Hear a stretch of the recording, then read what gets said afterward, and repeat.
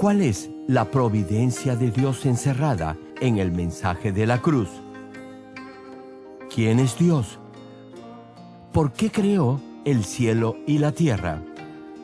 ¿Por qué plantó el árbol de la ciencia del bien y del mal en el huerto del Edén? ¿Quién es Jesucristo y por qué Él es el único Salvador de la humanidad?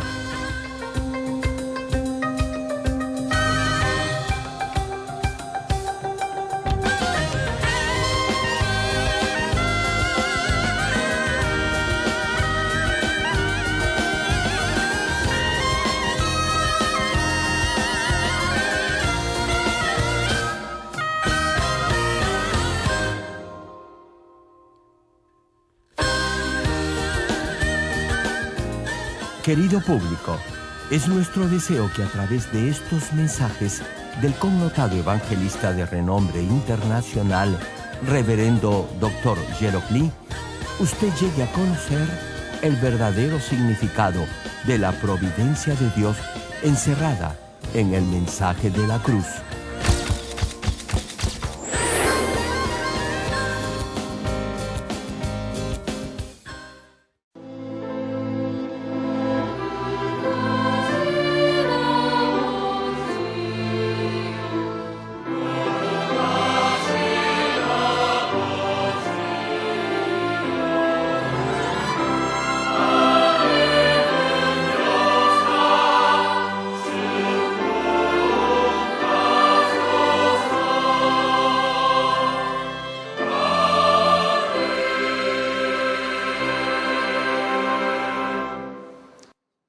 El pasaje bíblico de hoy, Primera de Corintios capítulo 2, versículos 6 al 9.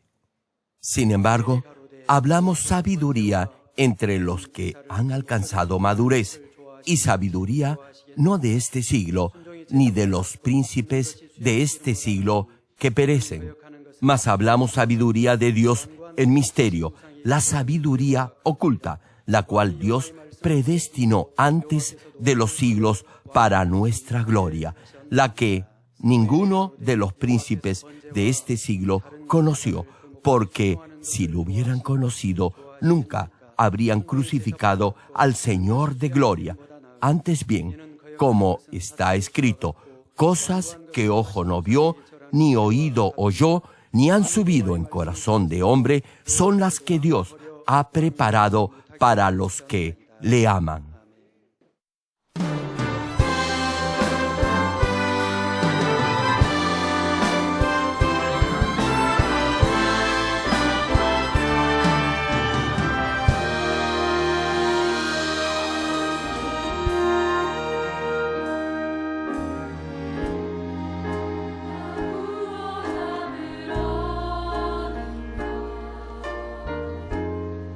주보혈 이루다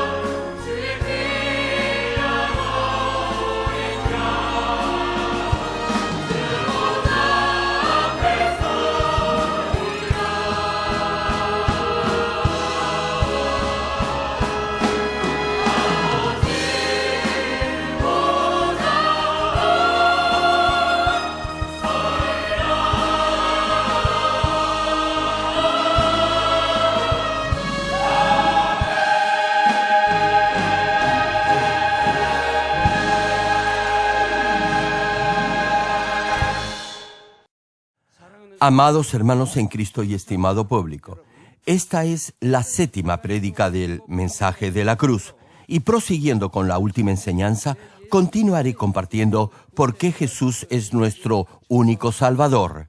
El contenido de este mensaje es muy importante y es el fundamento de nuestra salvación y también la base para vivir una vida cristiana en poder y en victoria. Por ejemplo, supongamos que tiene una naranja.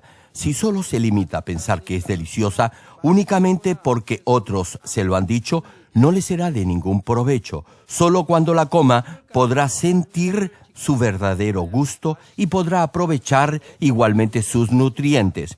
Sucede lo mismo con la fe. No podrá ser salvo tan solo aceptando en su mente que ha recibido la salvación al creer en el Señor Jesús.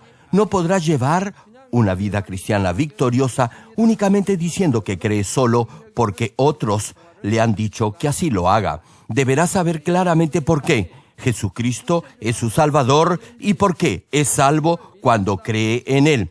Entonces podrá tener fe espiritual y el maligno no lo podrá tentar, y cuando comparte el Evangelio, sus palabras tendrán autoridad. Espero que a través de la prédica de hoy comprendan claramente por qué Jesús es nuestro único Salvador. Igualmente, que lo puedan grabar en su corazón y así puedan responder sin ninguna duda a todo aquel que les pregunte cómo y por qué Jesucristo es el único Salvador.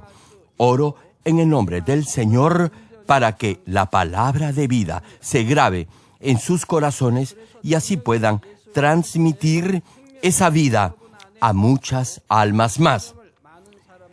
Hermanos en Cristo, para que el hombre pecador pueda ser salvo, debe haber un Salvador que lo pueda redimir de sus pecados. Y para ser el Salvador, se debe reunir ciertas condiciones. Les dije que la primera condición del Salvador es que debía ser un hombre. De acuerdo a la ley de la redención de la tierra, solo un pariente de Adán, es decir, un ser humano, está calificado para redimir a la humanidad de sus pecados. Por eso, todos ustedes cumplen también con esa condición. Conforme a esta ley de la redención de la tierra, repito, solo un ser humano está calificado para redimir a la humanidad de sus pecados. La historia testifica que Jesús nació de una mujer y que cumple con esta primera condición.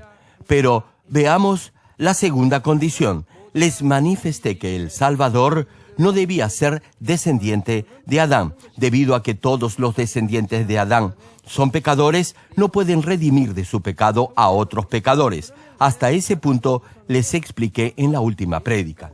Querido público, quizás se pregunte por qué todos los descendientes de Adán son pecadores. Les digo por qué. Porque desde que nacen, todos los descendientes de Adán heredan el pecado de Adán. Permítanme explicar un poco más esto. Cuando Dios creó a Adán y Eva, les dio la semilla de vida. En resumen, Dios hizo posible que el ser humano procreara una nueva vida al concebirla mediante la unión del espermatozoide del hombre y el óvulo de la mujer.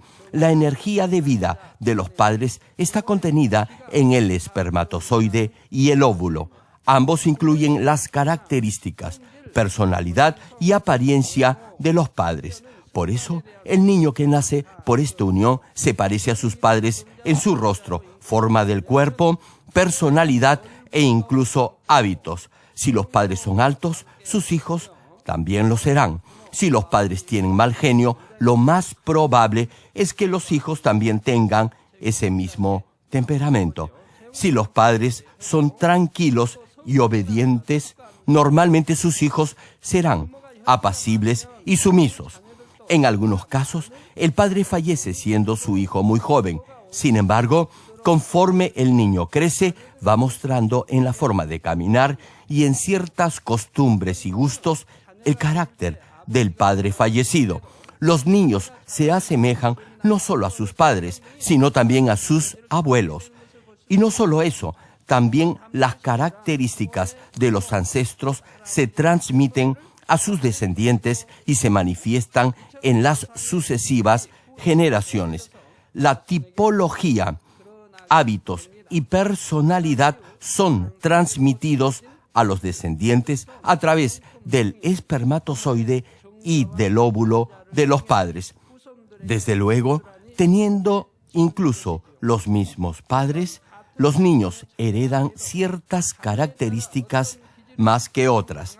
Hay ligeras diferencias, pero en principio todos ellos reciben la energía de vida de sus padres, y en estos genes está igualmente inmersa la naturaleza pecaminosa. Desde la caída del primer hombre, Adán, la naturaleza pecaminosa de los progenitores se transmite a sus descendientes. Este es el pecado original. En consecuencia, todos los descendientes de Adán son pecadores porque desde que nacen han heredado la naturaleza pecaminosa de Adán. Romanos capítulo 5, versículo 12, señala al respecto. Por tanto, como el pecado entró en el mundo por un hombre, este hombre es Adán. Continúa el pasaje. Y por el pecado la muerte, así la muerte pasó a todos los hombres por cuanto todos pecaron. Esto es, porque la paga del pecado es muerte. Este versículo nos dice que por el pecado de una persona, es decir, de Adán, la muerte pasó a todos los hombres. Si digo que todos los hombres nacen pecadores, algunos tal vez podrían preguntarse si eso incluye a los bebés recién nacidos que no han cometido todavía pecado alguno. No obstante, si los observan cuidadosamente, aún los bebés pequeñitos tienen alguna maldad en su interior. Aún antes del año de edad, podemos encontrar maldad en ellos. Por ejemplo, si los padres son de temperamento colérico, sus bebés se enojarán con gran facilidad. Si no se les alimenta rápidamente cuando tienen hambre, lloran de tal manera que aún sus rostros se ponen rojos de cólera. Se podrían casi ahogar con sus lágrimas. En este caso, aun cuando la madre les dé de lactar, ellos ni siquiera tratarán de hacerlo. Tan solo llorarán nerviosamente. Solo moverán su cabeza rechazando el pecho de su madre. Tratarán de decirle con esto que se ha demorado mucho para alimentarlo. Les pregunto, ¿quién enseñó a estos bebés recién nacidos que ni siquiera pueden hablar a enojarse? Nadie les ha enseñado esto, ni nadie ha sembrado esa maldad en ellos. Han nacido con esa naturaleza pecaminosa heredada de sus padres. Hermanos, yo soy del campo y en mi niñez estudiaba en Seúl y en las vacaciones regresaba a mi pueblo. Y me sorprendía porque cada vez veía más bebés. Durante mis vacaciones acostumbraba cargar en mi espalda a mi primo, que es actualmente pastor de esta iglesia. Ahora bien, les cuento algo. Como mi mamá estaba trabajando en el campo, yo lo llevaba a mi primo para que su mamá lo alimentara y lo cuidara. Ahora, yo lo cargaba en la espalda, pero ¿saben algo? Muchas veces mi primo se orinó en mi espalda. Sí, me di cuenta que algunos bebés eran tranquilos. Aun cuando no se les daba la leche rápido, lloraban por un momento, pero luego la tomaban con una amplia sonrisa en sus rostros. Sin embargo, había otros bebés que hacían un tremendo berrinche. Se enojaban mucho. ¿Saben algo? Uno de ellos era este pastor, es decir, mi primo. La pregunta es, ¿quién plantó esa cólera en estos bebés recién nacidos? Nadie les enseñó ni puso maldad en ellos. Nacieron con esa naturaleza pecaminosa de sus padres. Les doy otro ejemplo. ¿Qué sucedería si una madre abraza y muestra amor hacia otro bebé enfrente de su propio hijo? A la mayoría de los bebés no les agradaría y tratarían de separar al otro bebé de su mamá. Se preguntaría por qué su mamá está abrazando a otro bebé. En el campo, una mamá puede alimentar a otro bebé sin ningún problema. En estos casos, los bebés no pueden soportarlo. Se acercan y tratan de empujar al otro bebé para que su mamá no le dé más de lactar. Se sienten heridos y en su mente se preguntan por qué hay otro bebé en el pecho de su mamá tomando su leche. Si el bebé no puede separar al otro niño de su mamá, se enojará con ella y en algunos casos podría llegar hasta golpearla. Y si esto no funciona, estallará en llanto. Ahora bien, si el bebé no tuviera maldad, sino solo tuviera bondad en su corazón, no reaccionaría de esta manera. El hacer el bien y compartir lo que es de uno es bueno. De ese modo, si otro bebé comparte la leche de su mamá, debería sentirse feliz en vez de disgustarse por ello. La razón por la que esto le disgusta es porque tiene envidia, celos y codicia que le dicen que solo él debe tomar la leche de su mamá. Tal vez se pregunte, ¿quién puso esos malos sentimientos de celos, envidia, codicia e ira en el niño? Nadie los puso en el niño, sino que el bebé nació con esa naturaleza pecaminosa que heredó de Adán. Por eso, David dice en el Salmo 51, versículo 5, lo siguiente: He aquí, en maldad he sido formado, y en pecado me concibió mi madre. Sí, hermano, de la misma forma, todos los hombres son descendientes de Adán y nacen con el pecado original, por lo cual ningún ser humano puede llegar a ser el Salvador.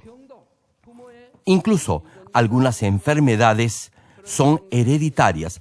Tan solo piensen en esto. En una semilla de vida tan pequeña, los genes, el espermatozoide y el óvulo, que son microscópicos y no son visibles al ojo humano, están contenidas la personalidad, el carácter, el aspecto físico, los hábitos, etc. de cada uno. Aún algunas enfermedades están contenidas en esas semillas tan pequeñas que ni siquiera son normalmente visibles. Son heredadas. Por eso un niño tiene las mismas marcas de nacimiento o el mismo lunar o protuberancia en el mismo lugar que su padre. Es algo realmente sorprendente. Todo está contenido en esa pequeña semilla y cuando el niño crece tendrá las mismas marcas de nacimiento en el mismo lugar que sus padres. Ahora bien, si los padres tienen algún defecto en la boca, el niño también lo tendrá. Reitero, solo uno, Jesús, es hombre y no es descendiente de Adán. La pregunta es, ¿cómo es que Jesús no desciende de Adán? Hermanos, Jesús en su genealogía humana es descendiente de David y sus padres fueron José y María. Sin embargo, la última parte de Mateo capítulo 1, versículo 20 dice, porque lo que en ella es engendrado del Espíritu Santo es. Es decir, Jesús no fue concebido por la unión de un espermatozoide y un óvulo, sino por el Espíritu Santo. Y Mateo capítulo 1, versículo 23, profetiza, he aquí una virgen concebirá. Hermano, si una mujer desposada, es decir, casada, hubiera concebido del Espíritu Santo, la gente hubiera pensado que no era obra del Espíritu Santo, sino producto de la unión natural entre un hombre y una mujer. Prosigue el pasaje, y dará a luz un hijo, y llamarás su nombre Emmanuel. Hermano, la razón por la cual el hombre nace con el pecado original es que hereda la naturaleza pecaminosa de sus padres a través del espermatozoide y del óvulo. No obstante, Jesús no fue concebido por el espermatozoide de José ni el óvulo de María, sino solamente por el poder del Espíritu Santo. El todopoderoso Dios pudo concebir a Jesús con el poder del Espíritu Santo sin necesidad de la unión del espermatozoide y el óvulo. Ambos, José y María, eran descendientes de Adán. Por ello, Jesús solo tomó prestado, por así decirlo, el vientre de María. El Señor fue concebido por el Espíritu Santo, por lo que no recibió ningún gen de vida de un ser humano pecador. En consecuencia, Jesús no es descendiente de Adán y no tiene pecado original. Entre los seres humanos en la tierra, el único que ha sido concebido por el Espíritu Santo es Jesús. Incluso los grandes hombres en este mundo descienden de Adán y son pecadores, por lo que nunca podrían ser el Salvador. Por eso, solamente Jesús es el Salvador de la humanidad. Hermanos, en este punto hay una cosa más que deben saber. Aun cuando la Virgen María dio a luz a Jesús, no puede ser la madre biológica del Señor Jesucristo. Supongamos que ponemos un óvulo fertilizado en una máquina y lo incubamos por 9 meses. ¿Acaso el bebé podría llamar mamá a esa máquina incubadora? ¡Claro que no! Por cierto, María era una extraordinaria mujer, tan buena y amorosa que fue escogida por Dios para concebir a Jesús. Aún así, María es un ser humano y no puede ser la madre del Hijo de Dios. Por eso, en la Biblia no hay ni una sola ocasión en la cual Jesús llame madre a María. En algunas ocasiones, sus discípulos escribieron la madre de Jesús, pero eso era desde su punto de vista. Por ejemplo, Juan capítulo 19, versículo 26 cita: Cuando vio Jesús a su madre y al discípulo a quien él amaba, que estaba presente, dijo a su madre: Mujer, he ahí a tu hijo. Hermano, aquí la frase dijo a su madre fue escrita por el apóstol Juan, y el Señor Jesús, en este mismo contexto, llamó a María mujer, no madre. Y en Juan capítulo 2, versículo 4, en las bodas de Caná, Jesús le dijo: ¿Qué tienes conmigo, mujer? Aún no ha llegado mi hora. Sin embargo, algunos llaman a María la Madre de Dios e incluso se postran ante ella y le oran porque dio a luz a Jesús. Pero Jesús es el Hijo de Dios y el objeto de nuestra adoración y de nuestras oraciones debe ser únicamente la Trinidad de Dios. Si María fuese la madre de Jesús, entonces, ¿quién es Dios a quien Jesús llama Padre? ¿Cómo se pueden atrever a decir eso? Repito la pregunta: ¿quién sería entonces Dios? Hermanos, Dios es yo soy el que soy. Nadie lo procreó. Él existe por sí mismo. Dios ha existido desde antes de la eternidad y existirá más allá de la eternidad. Él es el Alfa y la Omega, el principio y el fin. Nuestro Señor tiene su origen en el mismo Dios. Si nuestro Señor tuviese una madre, entonces, repito, ¿quién sería Dios Padre? Esto en realidad no tiene sentido alguno. Les comparto algo. Una hermana de una iglesia hija me preguntó: Reverendo, le di el libro El mensaje de la cruz a un sacerdote católico y lo leyó. Entonces me hizo esta pregunta: ¿cómo llamó Jesús a María cuando era un niño y estaba creciendo? ¿Acaso no la habría llamado mamá? Ella no pudo responder. Espero que ahora, al escuchar este mensaje, ya puedan responder a esa pregunta si alguien se las hace. Jesús, desde su nacimiento, lo sabía todo. encontramos un primer registro del Señor cuando tenía 12 años. Estaba en el templo debatiendo con los escribas y otros estudiosos de la Biblia. Y todos ellos estaban sorprendidos con el Señor.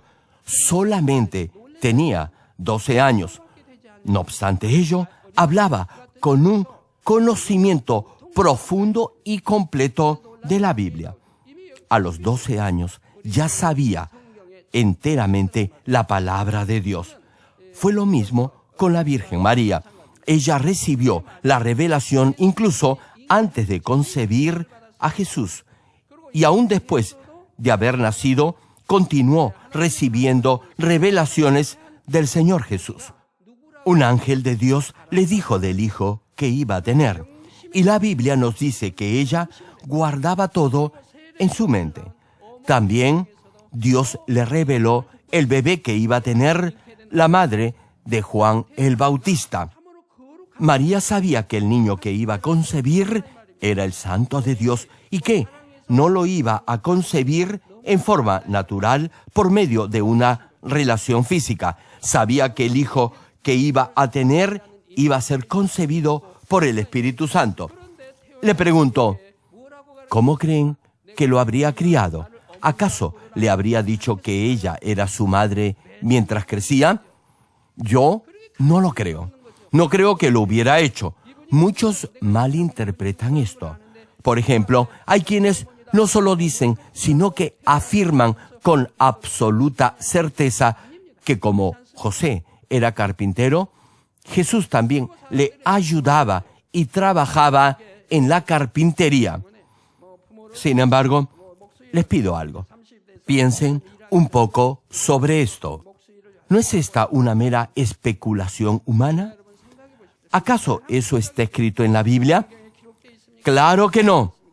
Solo es una creencia popular. Mientras nuestro Señor crecía hasta cumplir los 30 años para iniciar su ministerio, acostumbraba ir a las montañas cercanas al pueblo de Nazaret para orar y meditar en la palabra de Dios, en espera a que llegara su tiempo. El Señor siempre oraba y meditaba en la palabra de Dios. Como sabía la voluntad de su Padre, esperaba el momento de su manifestación. Pregúntese, ¿cree acaso que habría trabajado en la carpintería durante ese tiempo de preparación tan valioso para él? Estas son conjeturas populares y nada más. Espero que los que tienen la responsabilidad de compartir la palabra de Dios y están escuchando este mensaje se ciñan a predicar lo que está en la Biblia. Existe también los que llaman a María, repito, la Madre de Dios, e incluso se postran ante ella y le oran porque dio a luz a Jesús. Pero Jesús es el Hijo de Dios y el objeto de nuestra adoración y de nuestras oraciones debe ser únicamente el Dios Trino. Amados hermanos, la tercera condición para el Salvador es que debe tener el suficiente poder para derrotar al diablo y a Satanás. Si desea rescatar a los prisioneros de guerra, debe tener la fuerza suficiente para quitárselos al enemigo. Espiritualmente, para salvar a aquellos que pertenecen al diablo, debemos tener la fuerza necesaria para vencerlo y rescatar esas almas. No obstante, aún los hombres más fuertes físicamente no pueden derrotar al diablo. Aquí, el poder para vencer al enemigo no es el poder físico, sino el poder espiritual. El poder en el reino espiritual viene por no tener pecado, es decir, por haber alcanzado la santidad. Exactamente como la oscuridad se disipa cuando llega la luz, los que viven completamente en la luz, sin nada de tinieblas en sus vidas, tienen el poder para vencer a los espíritus malignos que vienen de la oscuridad.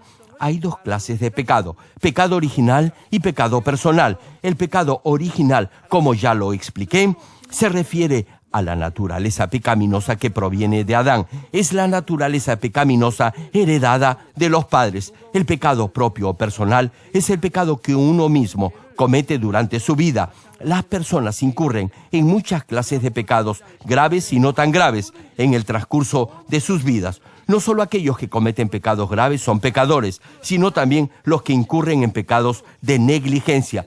Santiago, capítulo 2, versículo 10, menciona: porque cualquiera que guardare toda la ley, pero ofendiere en un punto, se hace culpable de todos. Hermano, no debe pensar que hay pecados que no son importantes. Si puede obedecer en lo que es importante, podrá fácilmente hacerlo en lo menos importante. Así podrá obedecer en todo. No tiene sentido si dice que puede obedecer solo en las cosas importantes y no en las pequeñas. Si infringe solo una ley, ya es un pecador. Más aún, la gente del mundo no considera que algo sea pecado a menos que se manifieste en una acción. Sin embargo, espiritualmente, tan solo teniendo el deseo de pecar en el corazón, al margen que se concrete o no en una acción, ya es un pecador. Primera de Juan, capítulo 3, versículo 15, cita: todo aquel que aborrece a su hermano es homicida. Hermano, si le pregunto ¿por qué es un homicida?, de seguro me responderá: pastor, yo nunca he matado. Hermano, por favor, entienda claramente este pasaje. Finaliza el versículo: y sabéis que ningún homicida tiene vida eterna permanente en él. Hermano, escuche bien esto. Si odia a su hermano, no tiene vida eterna en usted. Significa que no es salvo. Odiar a su hermano es como matarlo espiritualmente. Por eso, el homicida no tiene vida eterna en él. Esto es, no recibirá salvación. Si tan solo odia a su hermano en su corazón, usted es un pecador tan pecador como aquel que asesina a su hermano en un arranque de ira. El mandamiento de nuestro Dios y del Señor es que amemos incluso a nuestros enemigos. Igualmente, Mateo capítulo 5, versículo 28 señala: pero yo os digo que cualquiera que mire a una mujer para codiciarla, ya adulteró con ella en su corazón. Por eso, si tan solo tiene codicia en su corazón, ya es un pecador, al igual que un ladrón, porque tiene ese deseo malvado en usted. Asimismo, alguien que ha cometido un pecado incluso solo una vez, sea en su corazón o de obra, no tiene el poder para redimir a la humanidad de sus pecados. Repito, todo aquel que es nacido de Adán es pecador. Todos tienen pecado original y todos han cometido pecado personal. No hay nadie quien pueda valientemente decir que nunca ha cometido pecado de pensamiento ni de obra. En consecuencia, nadie está calificado para ser el Salvador. Solamente Jesús no tiene pecado original ni pecado personal, por lo que cumple con esta condición para ser el Salvador. Jesús no es descendiente de Adán, por lo tanto no tiene pecado original. Tampoco cometió ningún pecado porque guardó completamente toda la ley de Dios desde su nacimiento hasta su crucifixión. Desde que fue circuncidado al 8º día, nunca hizo algo que no fuera bueno. Por eso, Hebreos capítulo 7, versículo 26, dice, refiriéndose a Jesús: porque tal sumo sacerdote nos convenía, santo, inocente, sin mancha, apartado de los pecadores y hecho más sublime que los cielos. Y Primera de Pedro capítulo 2, versículo 22, añade: el cual no hizo pecado, ni se halló engaño en su boca. Hermano, solo Jesús es santo y no tiene maldad, y es el único que no ha pecado. Debido a que Jesús no tuvo pecado, tenía el poder para salvar a la humanidad del diablo y de Satanás, ya que no estaba sujeto a la maldición de la ley que establece que la paga del pecado es la muerte. Por eso, aun cuando murió en la cruz, pudo derrotar la autoridad de la muerte y resucitar. Hermanos y hermanas en Cristo, como el Señor Jesús no tuvo pecado, pudo derrotar la autoridad de la muerte, salvar a los pecadores y tener potestad sobre todas las cosas.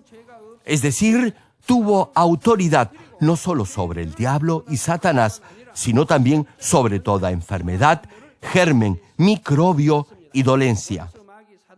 Cuando aquellos que estaban sufriendo de espíritus malignos venían a Jesús, Él les ordenaba salir. Entonces, el espíritu inmundo salía en obediencia a la palabra del Señor. En el momento en que Jesús lo ordenaba, toda enfermedad y germen desaparecía. Los ciegos, sordos, mudos y cojos sanaban al mandato del Señor. No obstante, esto no quiere decir que Jesús sanaba a todos. Lo hacía con los que tenían fe y si dejaban de pecar. ¿Recuerdan lo que el Señor le dijo al paralítico que fue traído por sus amigos para que lo sanara? Le dijo: tus pecados te son perdonados. Entonces el paralítico tomó su lecho y regresó caminando. Fue sanado cuando sus pecados le fueron perdonados. Y así fue con muchos otros. Hermanos, ustedes saben que el pecado los separa de Dios y por eso Él no podrá responder a sus peticiones. Dios sanará a los que en verdad se arrepienten. Ustedes han oído infinidad de testimonios de este tipo. En el tiempo de Jesús también había muchos ciegos. Asimismo, había muchos cojos y mudos. Sin embargo, nuestro Señor no sanó a todos ellos. La Biblia, en el capítulo 9 del Evangelio de Juan, nos relata cómo el Señor sanó a un ciego de nacimiento. Este ciego tenía un corazón bueno, recto y veraz. No había engaño en él. La palabra nos dice del buen corazón que tenía.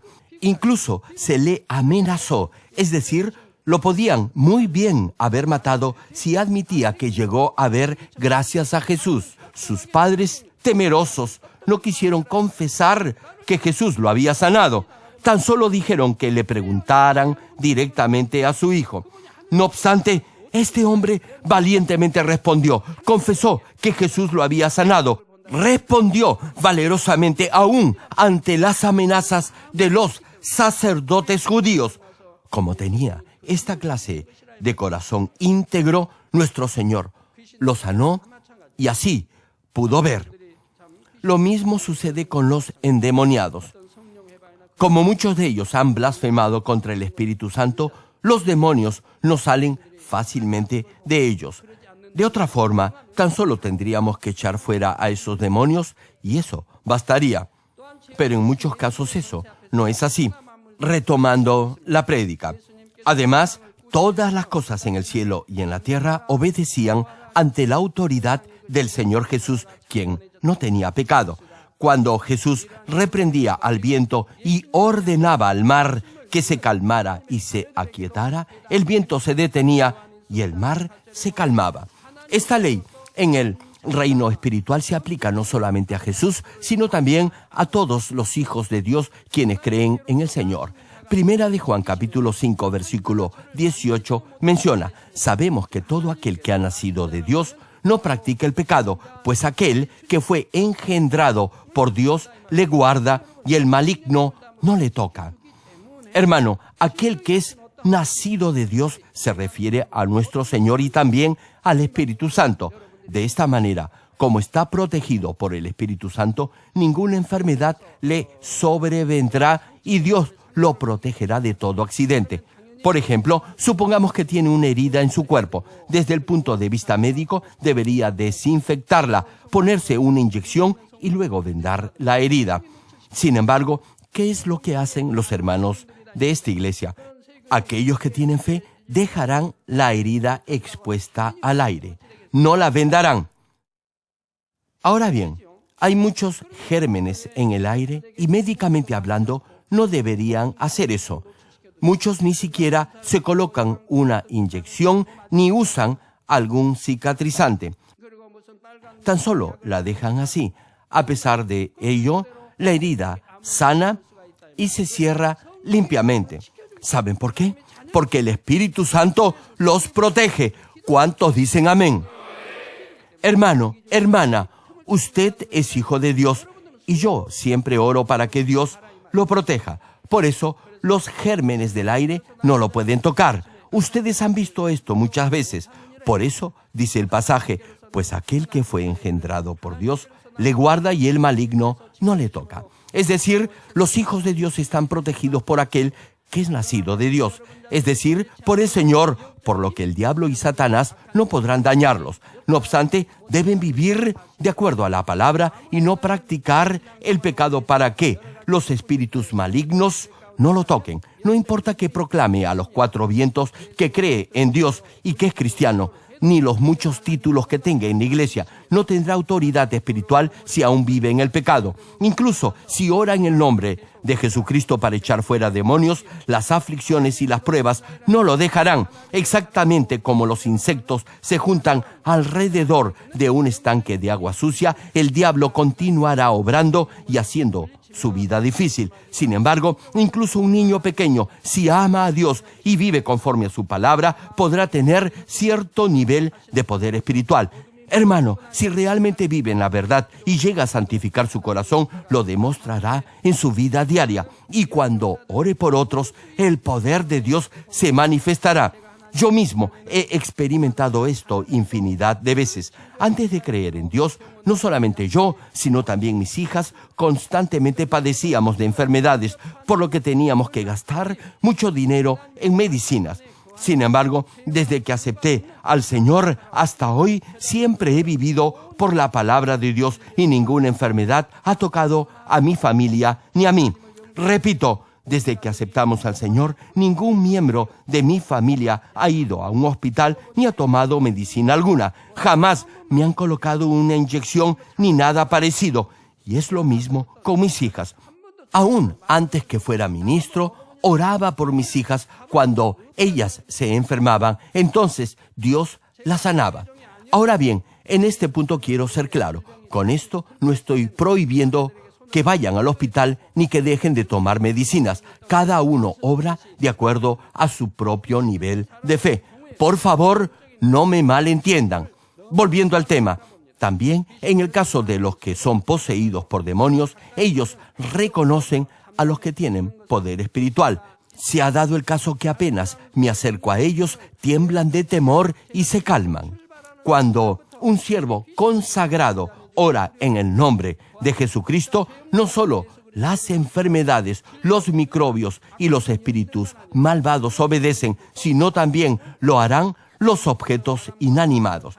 Exactamente como el Señor calmó el viento y el mar, orando en el nombre de Jesucristo se podrán ver señales y prodigios. O si ora por aquellos que están intoxicados por el monóxido de carbono, ese gas inanimado y venenoso obedecerá la orden y saldrá del cuerpo de la persona.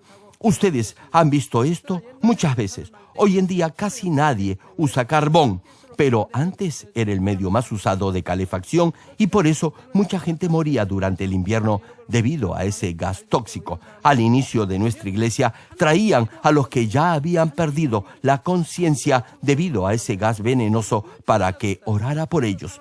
Y todos se recuperaban en solo un par de minutos. Ni siquiera les quedaba alguna secuela o efecto secundario. De esta forma, algunos de nuestros hermanos y siervos de la iglesia volvieron a la vida solamente por una orden. Incluso el gas obedecía al nombre del Señor Jesucristo. Hermano, si alguien se quema, la sensación de dolor será atroz. Uno sufre mucho. No obstante, si recibe la oración de sanidad con fe, Dios hará desaparecer esa sensación de calor de la quemadura.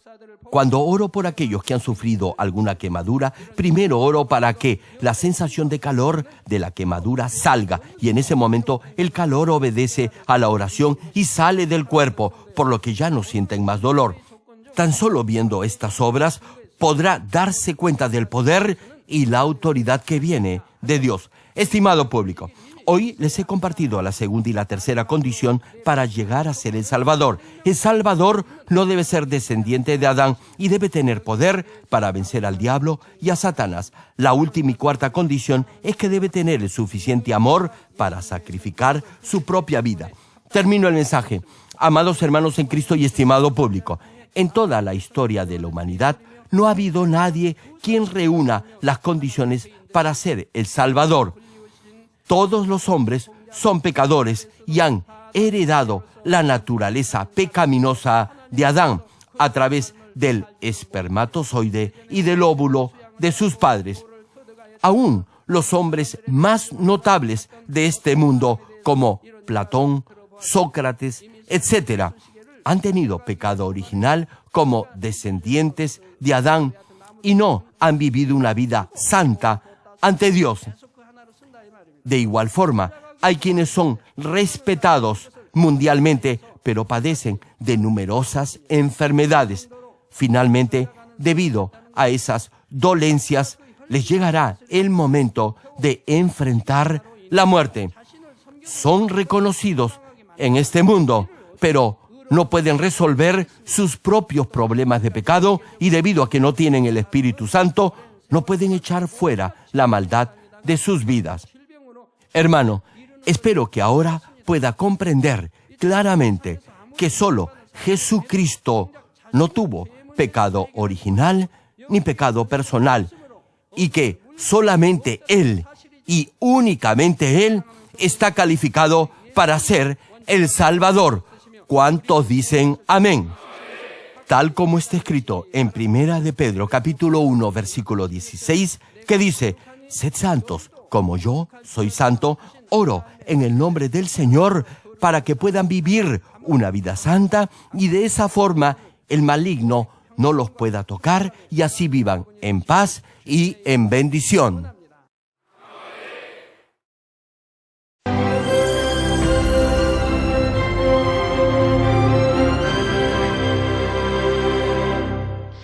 Aleluya, Dios Todopoderoso de amor, pon tu mano sobre todos los hermanos y hermanas y sobre todos los miembros de nuestras iglesias en el mundo entero que están recibiendo con fe esta oración que trasciende el tiempo y el espacio a través del satélite, la televisión, el internet o que le están escuchando por radio o por cintas de audio en todo el mundo.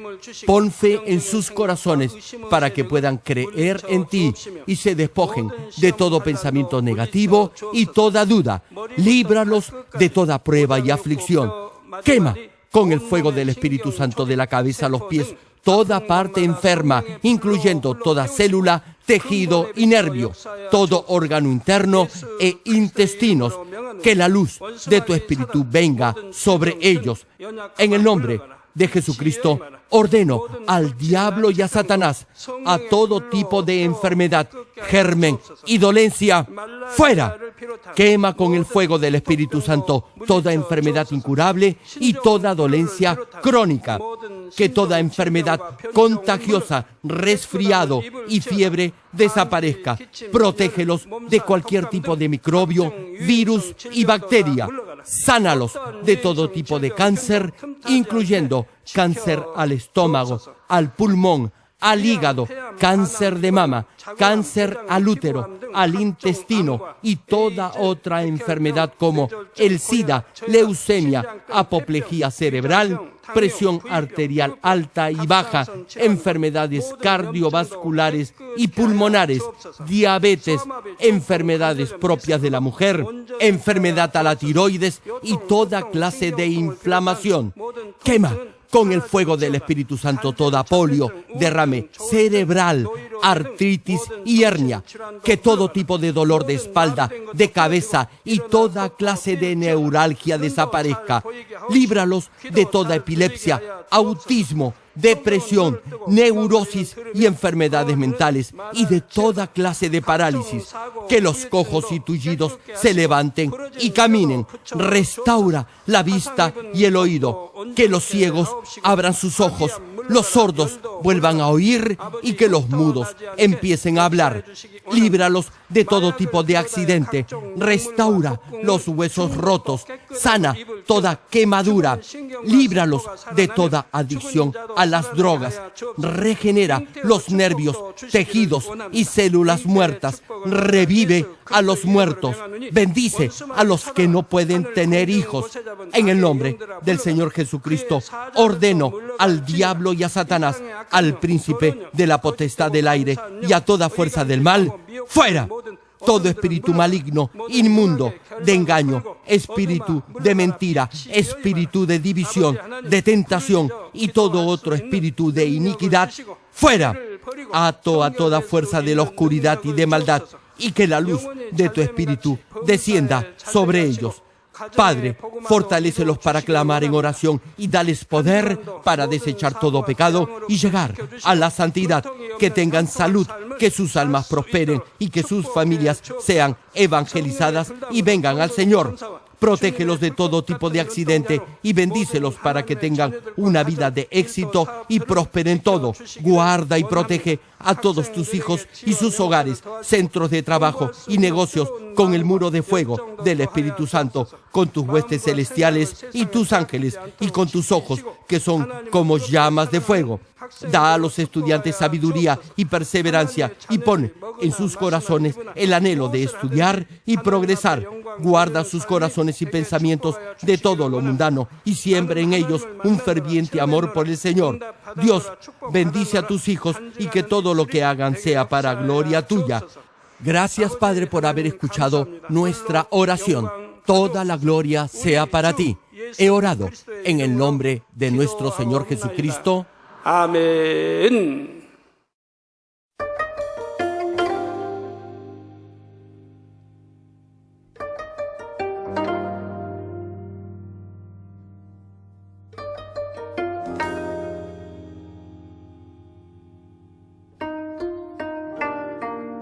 Querido público, es nuestro deseo que a través de estos mensajes del connotado evangelista de renombre internacional, Reverendo Dr. Gerald Lee, usted llegue a conocer el verdadero significado de la providencia de Dios encerrada en el mensaje de la cruz.